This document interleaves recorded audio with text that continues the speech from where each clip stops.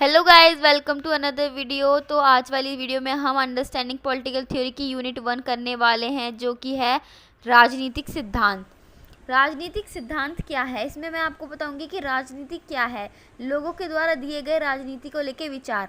राजनीति बहुत बेकार चीज़ है, ये जो है लोगों ने कहा है। राजनीति समाज सेवा है, राजनीति पेशा है, राजनीति झूठे वायदे हैं, कुचक्र है, धोखा है, घोटाले हैं, भ्रष्टाचार है, जरिया है, राजनीतिक समस्या है, राजनीति समस्या का समाधान है। ये सभी जो बोला गया है, ये लोगों के विचार हैं जो लोगों के द्वारा दिए गए हैं राजनीति को लेकर के। पढ़ेंगे राजनीति की परिभाषा। राजनीति की एक ऐसी व्यवस्था है जिससे किसी समूह तथा उनके सदस्यों के बीच भिन्नता में सामंजस्य बिठाने का प्रयास है। राजनीति हर समाज का महत्वपूर्ण भाग है और इंसान इससे जुड़े हुए हैं। राजनीति के द्वारा समाज में शासन चलाया जाता है, जनता के भले के लिए फैसले लिए जाते हैं। अच्छी सरकार समाज का विकास करती है, भ्रष्ट सरकार समाज को निम्न स्तर पर जाती है, समाज में निम्न स्तर पर जाती है। उसके बाद समाज को राजनीति की ज़रूरत क्यों पड़ती है, आखिरकार समाज में राजनीति की ज़रूरत क्यों पड़ती है। लोगों के समूह, व्यक्तियों का समूह, समाज में प्रत्येक व्यक्ति अलग अलग है, सभी जो है वो भिन्न है। रंग, रूप, व्यक्तित्व, सोच, विचार, क्षमता सबकी अलग अलग होती है ना। सोचने का तरीका, बोलने का तरीका, जाति, लिंग, सभी समाज में विवाद, संघर्ष हो सकता है, हिंसा हो सकती है। ऐसे में लोगों को ऐसा महसूस होता है कि समाज में ऐसी कोई हो जो विवाद का सुझाव करे, इसलिए समाज में राजनीति की ज़रूरत पड़ती है। जैसा कि इसमें हमने पढ़ा, राजनीति क्या है ना। लोगों के द्वारा जो राजनीति को लिए गए जो विचार है, जो लोगों का अपना सुझाव है, जो लोग जैसे मानते हैं, किसी के लिए राजनीति अच्छी चीज़ है, किसी के लिए बुरी है। कोई राजनीति को झूठा समझता है, कुचक्र समझता है, धोखेबाजी समझता है, क्योंकि सबके अपने अपने नज़रिए हैं अलग तरीके से राजनीति को देखने के। उसके बाद हमने इसमें राजनीति की परिभाषा जांची, फिर समाज में राजनीति की क्या ज़रूरतें होती हैं उन सबको जांचा। अगर आपको नहीं समझ आए तो वीडियो पॉज करके ज़रूर दोबारा से पढ़ें। तो आगे हम बात करते हैं कि राजनीति क्या है ना। राजनीति में जो हमने पढ़ा था, ऐसे में राज्य की परिकल्पना सामने आई है। राज्य यानी कि सरकार और शासन से है। राज्य को शक्ति दी जाती है, राज्य जनता की भलाई के लिए काम करती है। उसके बाद यूनानी विद्वानों का मत, जो यूनानी विद्वान हैं उनके द्वारा दिया गया मत क्या है, ठीक है। तो वैसे यहाँ बता दूं मैं, ग्रीक भाषा का एक शब्द है पॉलिस, जिससे पॉलिटिक्स बना है, यानी कि राजनीति का निर्माण हुआ है। प्लेटो के बारे में आप सभी जानते हो कि प्लेटो एक बहुत ज़्यादा फेमस विचारक थे, और उन्हीं के ही जो क्या कहते हैं स्टूडेंट थे, वो एरिस्टोटल को माना जाता है, यानी कि अरस्तु को माना जाता है।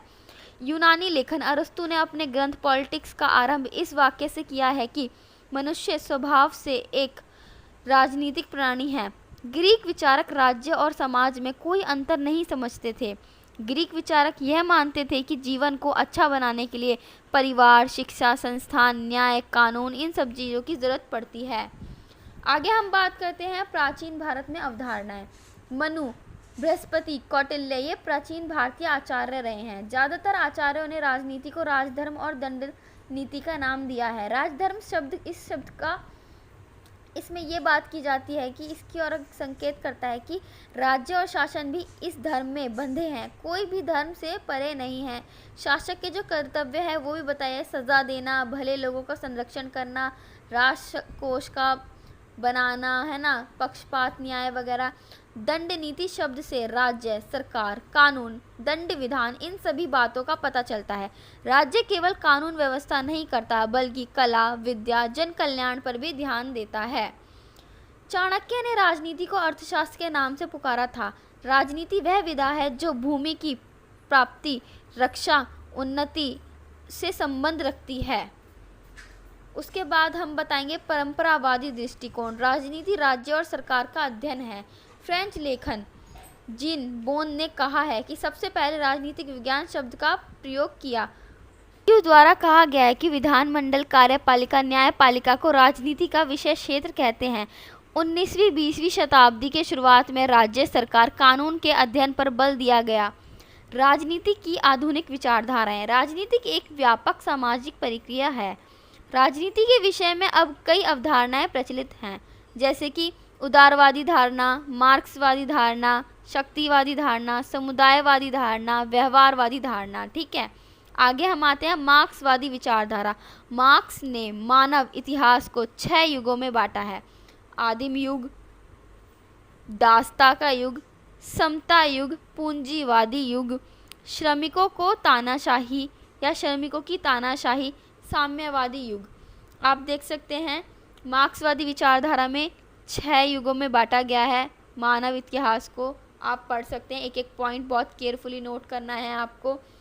उसके आगे हम बात करेंगे, ये तो हमारा हो गया जो विचारधाराएं, जितनी भी धारणाएं हैं, ठीक है। अब हम आगे बात करेंगे, ये पूरा चैप्टर आई होप आपको समझ आ रहा होगा। आपको नहीं आ रहा होगा तो समझ वीडियो को पॉज करके आप एक एक पॉइंट अच्छे से नोट डाउन कर सकते हैं। उसके बाद हम आगे बढ़ते हैं। मार्क्सवाद बहुत महत्वपूर्ण विचारधारा है। यह कार्ल मार्क्स और एंगेल्स की रचनाओं पर आधारित है। मार्क्स के अनुसार राजनीति परिवर्तन भौतिक परिस्थितियों के कारण होता है। भौतिक परिस्थितियाँ यानी कि उत्पादन और वितरण प्रणाली से संबंधित है। उत्पादन के संसाधनों पर अगर सामंतों, अमीरों, ताकतवर लोगों का अधिकार होगा तो शिक्षा, धर्म, राजनीति और न्याय व्यवस्था भी उन्हीं के हाथ में होगी। यदि उत्पादन के संसाधन या साधन पूंजीपतियों के हाथ में हैं तो राजनीति और सांस्कृतिक जीवन भी उन्हीं के हाथ में होगा, ठीक है।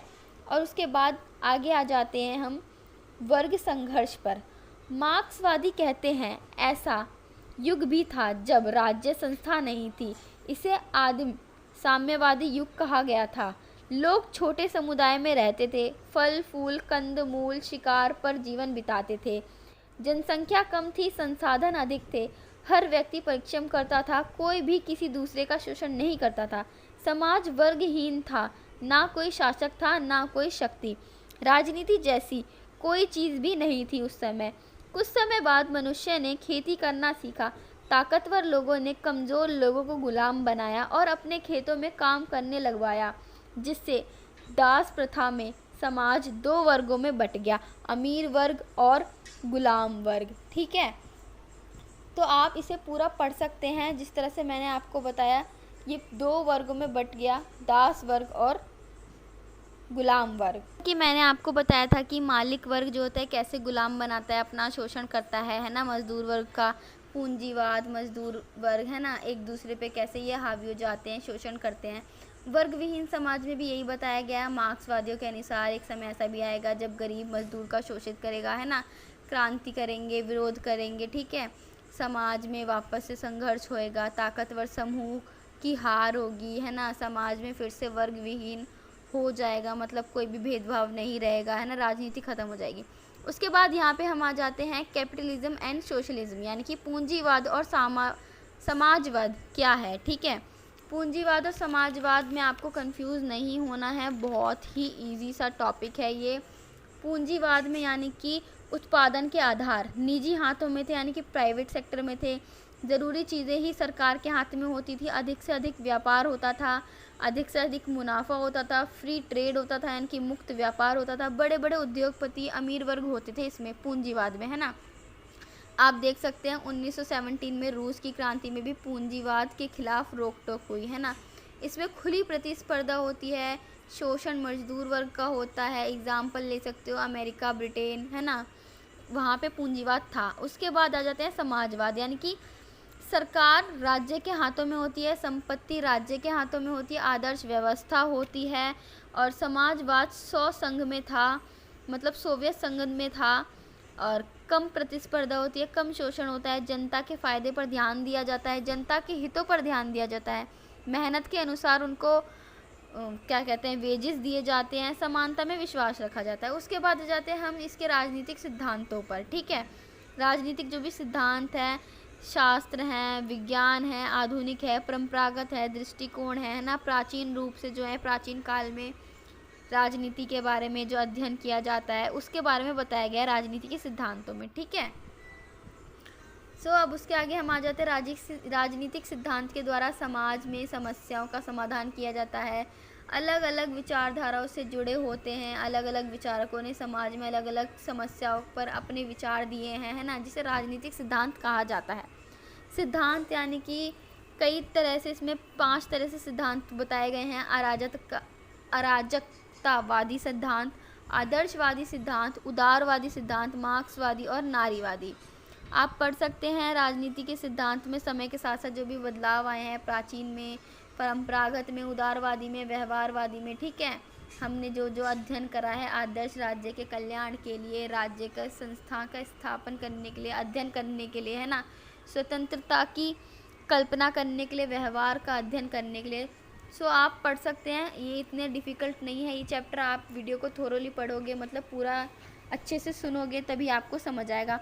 सो गाइस, अभी इसके नोट्स पूरे कंप्लीट नहीं हुए हैं, पार्ट 2 में मैं वीडियो कंटिन्यू करने वाली हूँ। So like share and subscribe my channel, share करो, ज़्यादा से ज़्यादा सबको प्रोवाइड करवाओ।